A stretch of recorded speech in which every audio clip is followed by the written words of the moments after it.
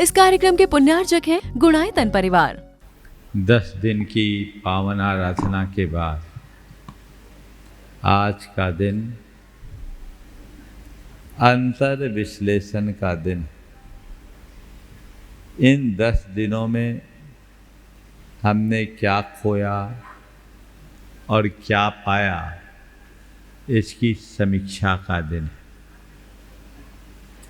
जब तक व्यक्ति अपने अंतर में नहीं उतरता तब तक अपने गुण और दोष को ठीक तरीके से पहचान पाना संभव नहीं होता।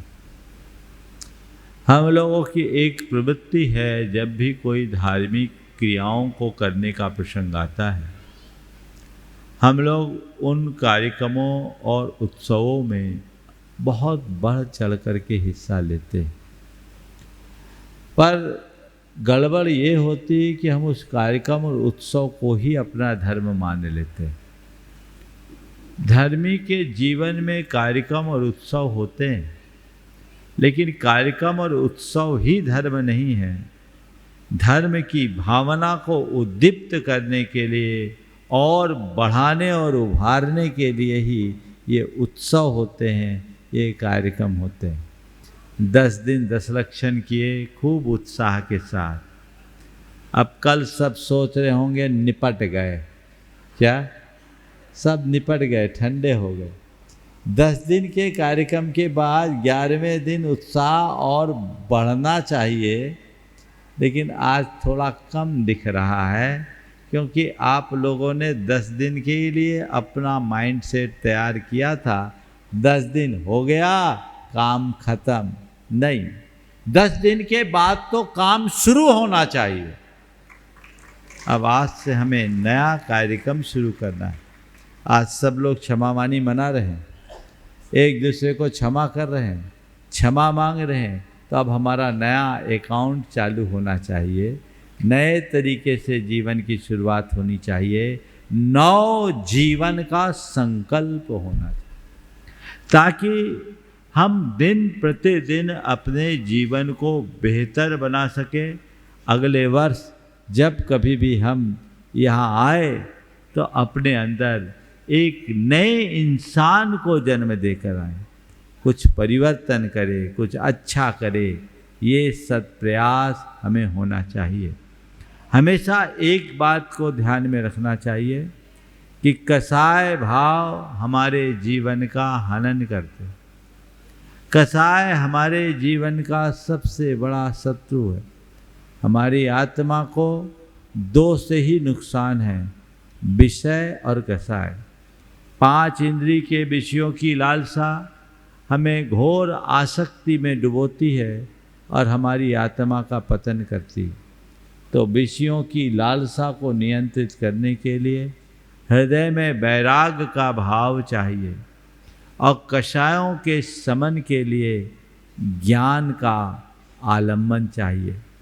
मनुष्य के अंदर यदि ज्ञान और वैराग्य की ये 2 शक्तियाँ प्रकट हो जाती है तो वह विषय कषाय के प्रपंच से मुक्त होकर अपने जीवन को पवित्र और निर्मल बनाने में सक्षम हो जाता है।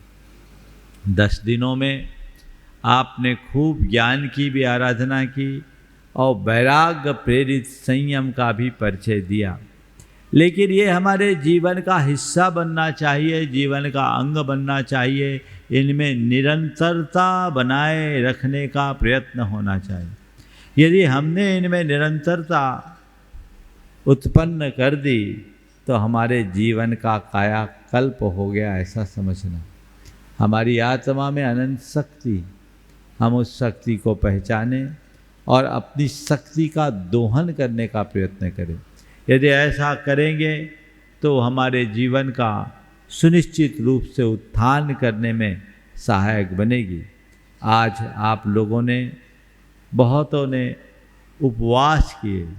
मुझे मालूम पड़ा 10 और उससे ऊपर के उपवास वालों की कुल संख्या 108 हो गई। बहुत अच्छी संख्या। कितना कठिन काम है 32 उपवास करना, 16 उपवास करना, 10 उपवास करना। ये कोई सामान्य काम नहीं। लेकिन आप लोगों ने इसे संपन्न किया।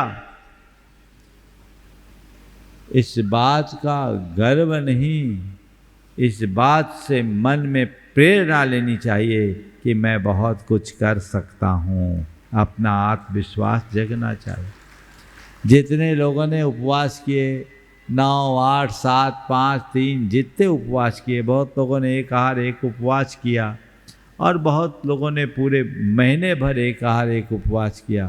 मैं उन सभी तपस्वियों को उनकी तपस्या की अनुमोदना करते हुए ये कहना चाहता हूँ कि ये धर्म 10 दिन का या महीने भर का मत बनाओ, इसे अपने जीवन की हर सांस में बसाने की कोशिश करें।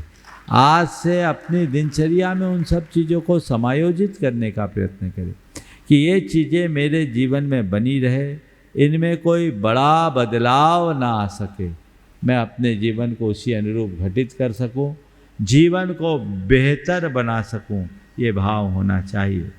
ये बात अंतर मन में बिठा के जाइए कि धर्म को धारे बिना जीवन का उद्धार नहीं है। 10 दिन किया तो अब 11वें दिन से भी वही सब कुछ घटित होना चाहिए। ये प्रयास कीजिए, कोशिश कीजिए अब अगले वर्ष में भी हम इसी तरह का लाभ ले सकें। सब हर वर्ग के लोगों ने काम किया, उपवास किया। कई लोग तो अनेक वर्षों से करते आ रहे हैं, कई लोग ऐसे हैं जो पहले वर्ष भी किए। इस वर्ष आपके यहाँ के एक हार्ट के सर्जन हैं, डॉक्टर प्रमेश, उपस्थित हैं कि नहीं कि चले गए? हाँ, इन्होंने 10 उपवास किया। एक सर्जन, हार्ट का सर्जन, और ये 10 उपवास किया। ये बहुत ही सराहनीय कार्य है। मैं तो चाहूँगा समय के अनुरूप कुछ लोग अपना अनुभव भी देंगे, लेकिन आज समय कम है, आगे पीछे देखा जाएगा। आज आप सबकी तप की अनुमोदना है। ये सम्मान नहीं, ये सत्कार नहीं, ये बहुमान है। जो अच्छा कार्य करता है उसकी अनुमोदना करने का भी हमें बहुत अच्छा परिणाम मिलता है। तो हम अच्छा कार्य करने वालों की अनुमोदना करें, उनका अच्छा परिणाम घटित हो, ये प्रयास हम सबको करना चाहिए। और आज अधिक समय नहीं है, ये सत्कार का समय है। धर्म प्रभावना समिति और यहाँ के समाज के प्रमुख जन उन सभी लोगों का अभिनंदन करेंगे जिन्होंने महा उपवास किए हैं।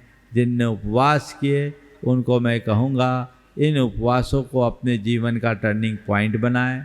जो सम्मान कर रहे हैं वे अपने मन में ऐसा भाव जगाएं कि हम में भी ऐसा भाव आए और हम भी अपनी शक्ति को उद्घाटित करके आगे बढ़ सके और इस तरह का सुकृत अपने जीवन में कर सके, वो हमारे जीवन की उपलब्धि हो। मैं सभी को आशीर्वाद देता हूँ। जिन लोगों ने उपवास किया है उनका भी अभिनंदन होगा, और जो लोग इस व्यवस्था में बाहर से आकर अपनी सहभागिता दिए हैं आज उनका भी आपको अभिनंदन करना चाहिए। गोल्डी और उसकी टीम ने, पीयूष भाई ने 32 उपवास करने के बाद भी 16 की व्यवस्था पूरी तरह से संभाली, और गोल्डी की पूरी टीम ने शिवरात्रि के भोजन की व्यवस्था की। एक बार उनका भी अभिनंदन आप सबको कर लेना चाहिए। अन्य लोग हैं उनकी तो और जो व्यवस्थाएं हैं आने वाले दिन में किया जाएगा। आज सभी को एक ही बात जो गुरुदेव की प्रेरणा हम सबके लिए मिली है उस दोहे को सुना करके मैं विराम लूँगा।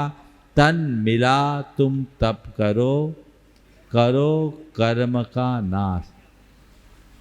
तन मिला तुम तप करो, करो कर्म का नाश। रवि शशि से भी अधिक है तुम में दिव्य प्रकाश। बस उस प्रकाश को समझिए, उसे उद्घाटित कीजिए। सभी लोग अपने जीवन की नई शुरुआत का मन बनाइए, अपने परिणामों को निर्मल बनाते हुए आगे बढ़ने का प्रयत्न कीजिए, जिससे जीवन बेहतर होगा। इस कार्यक्रम के पुण्यार्जक थे गुणायतन परिवार।